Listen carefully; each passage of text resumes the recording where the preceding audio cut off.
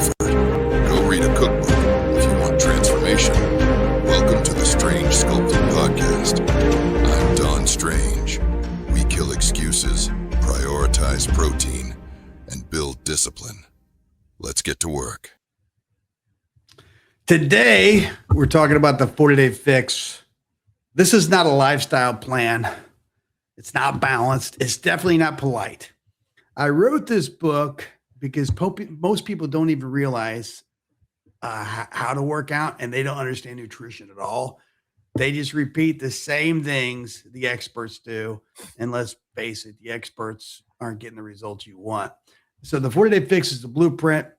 It's not for comfort. It's not forever, but it is the fastest way and honestly the most honest book you can get. It's the best way to get fast results without destroying your health. This book is not easy on your excuses. It'll knock the teeth out of any excuse you have, and it explains nutrition at fifth grade level so clearly that you won't survive if you have an excuse. And to make you more uncomfortable, because obviously I started this very uncomfortably. You know, if you want an excuse, I didn't start with a opening monologue to give you one, but to make it more uncomfortable, I've got Korey Eggleston with me, who is a competitive bodybuilder, a physique competitor, who's done things far harder, or far much more difficult than the 40-day fix. And I think that's why he'll respect this book. But if you think you know nutrition and you think you know the basics on fitness, or if you have an excuse, this episode will expose you for sure.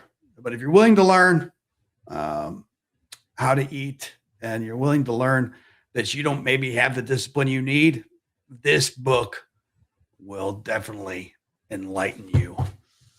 So Korey, he's with me today, and he's done things that make the 40-day fix look completely tame and so easy. It's insane.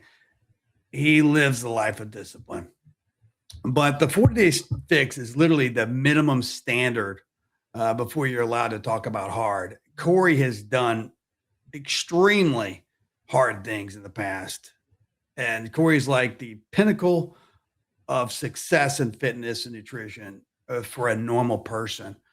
And so here's the proof. I'm going to show you this. Be prepared to be humbled. Then I'm going to let Korey talk. Look at that.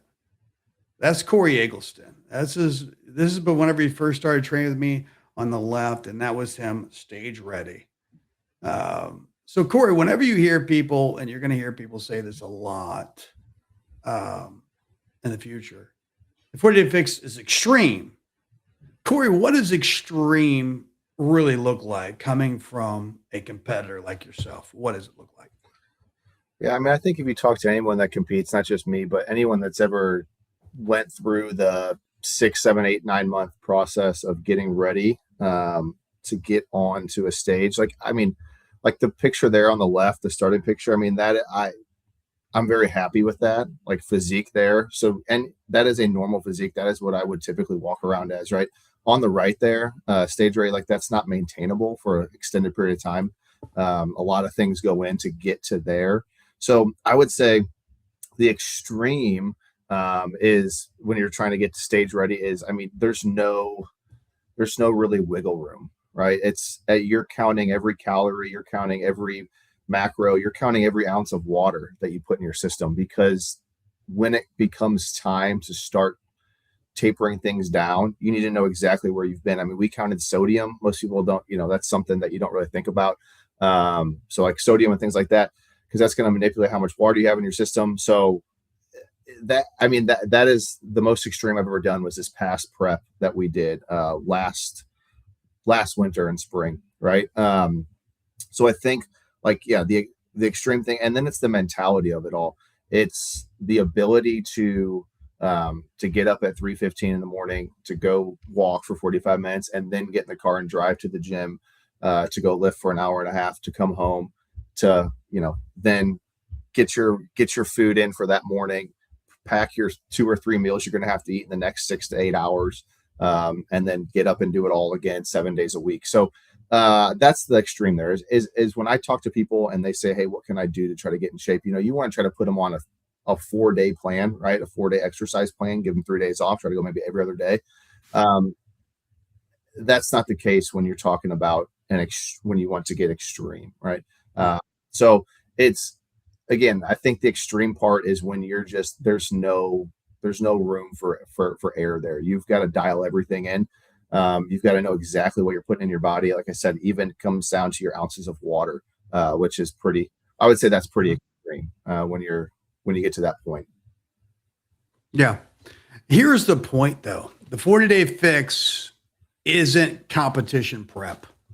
It's not elite. Korey's elite.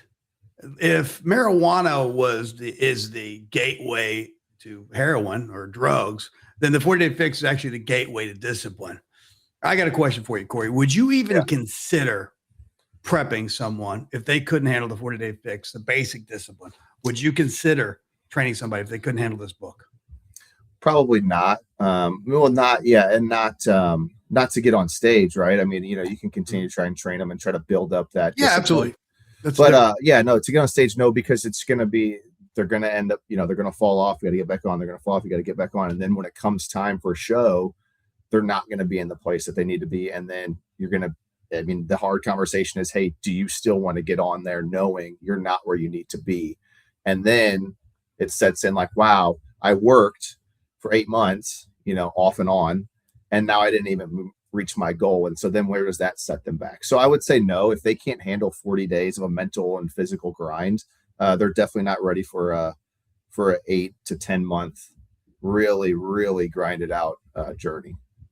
Yeah, I think you're right. And, I would say this, the 40-day fix isn't for everyone. Just like competition prep isn't for everyone. This is the beginning. If you can handle this, one day you could possibly look like Korey. If you can't handle this, you probably won't be able to.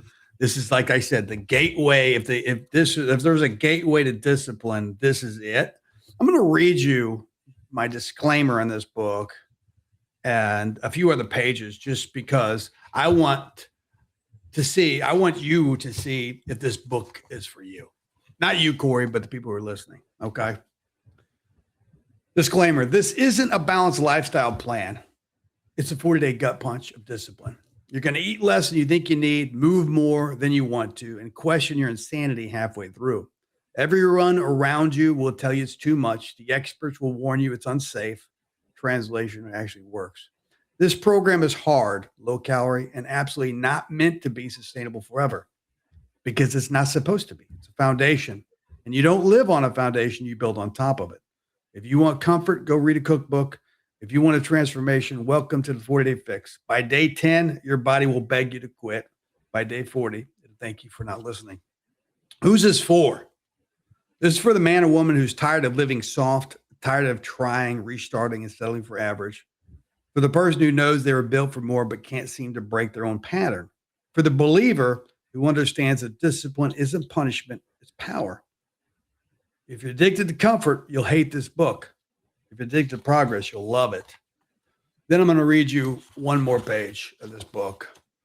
The diet industry disclaimer, nobody else will say. And this is even before chapter 1. It sets the tone for the book. Now, let me get something straight. The 40-day fix is a short-term unsustainable plan. Let me say that again because I messed it up. The 40-day fix is a short-term unsustainable plan.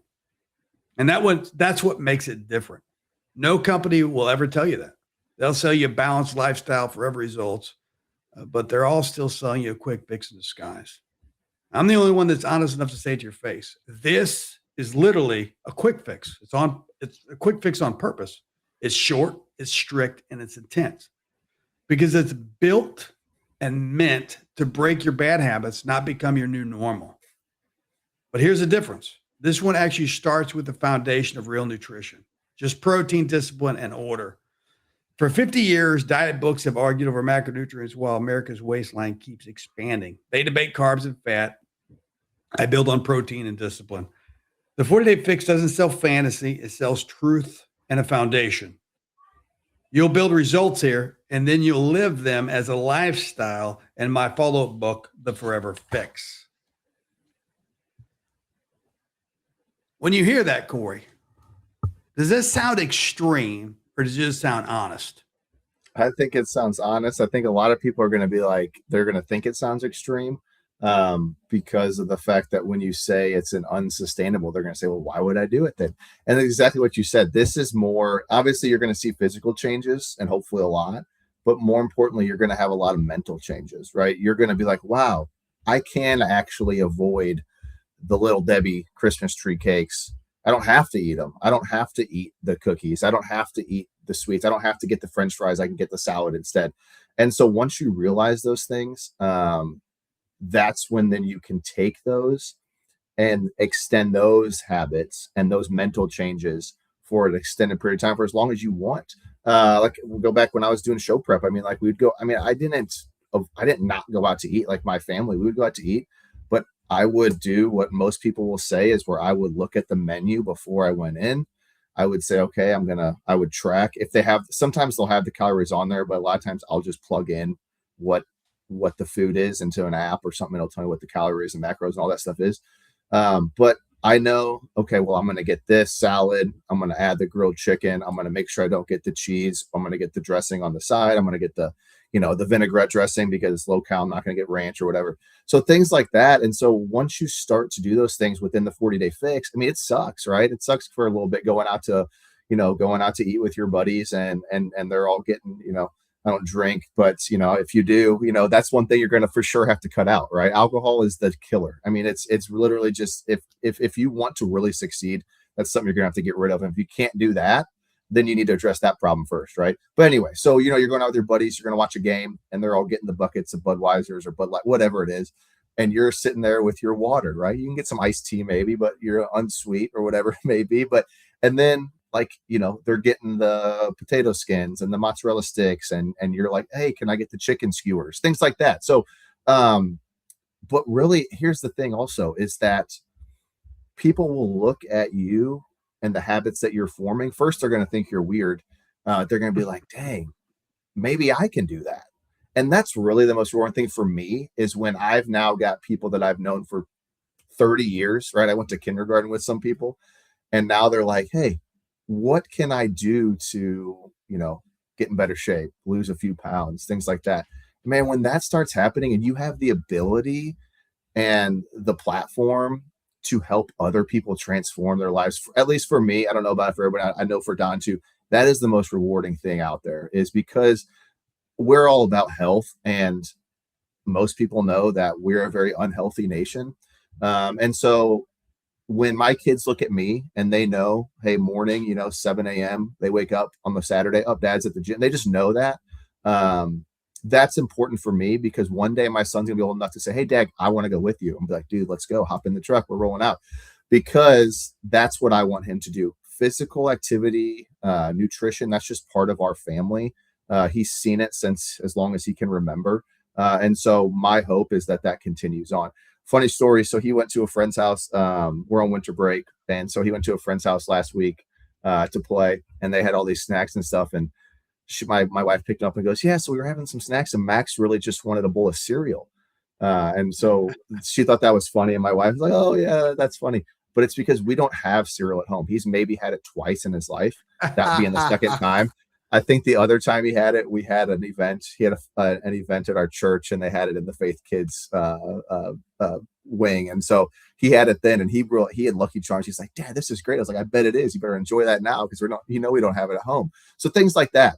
We just don't have those types of things around. And I'm not saying that they're bad if you do, but they're things that you just don't want to make the norm, right? Our breakfasts are berries and eggs, some yogurt. Like that's just that's an everyday thing for us. So I think I still go back to what I was saying is I think once you have the ability to impact other people, and that's big for Don and I, not only with fitness and nutrition, but it goes back to it's really our faith, right? We want to try to help and impact other people through that. And so we can use our fitness and our nutrition as well to impact other people's lifestyles.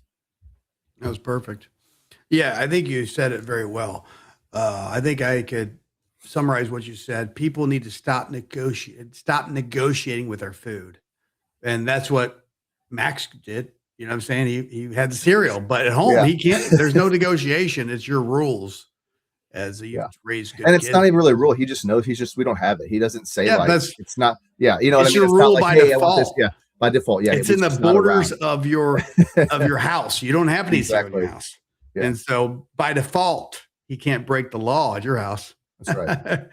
There's no cereal to steal.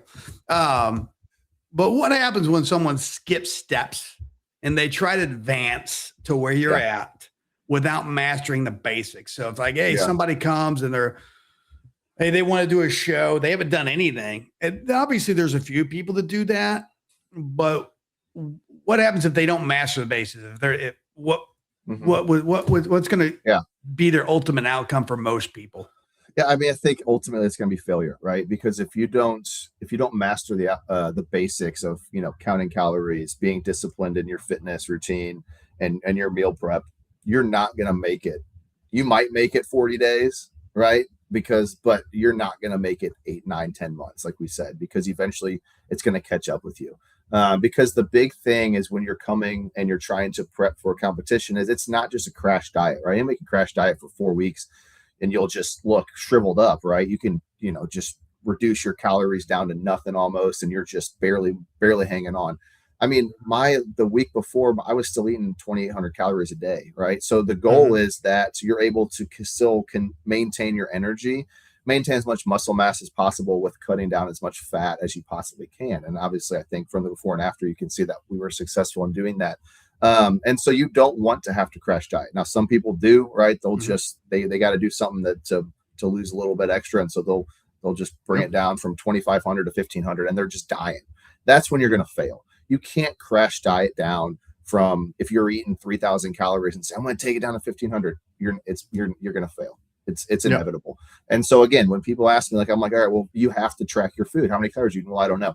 Well, track your food for 3 days. Do you eat about the same thing? Figure out what you're eating. And then if you're at 2,800, bring it down to 2,500. And then after a couple of weeks, bring it down to 2,400 and kind of stay there, because you will lose weight because you're going to realize what your maintenance calorie level is. Once you stop losing any weight, you've reached your maintenance, right? So you just want to then subtract a few from that.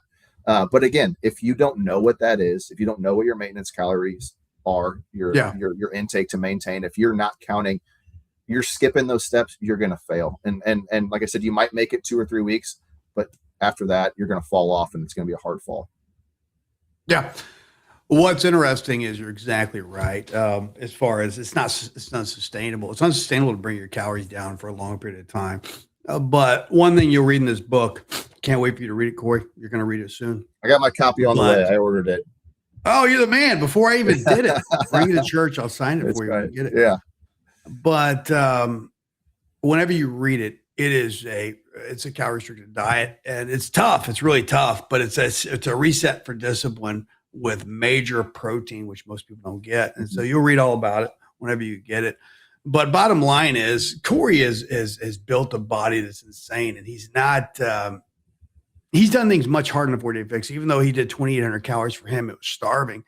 For most people, they reduce their calories really low, and they don't even start with the macronutrient protein.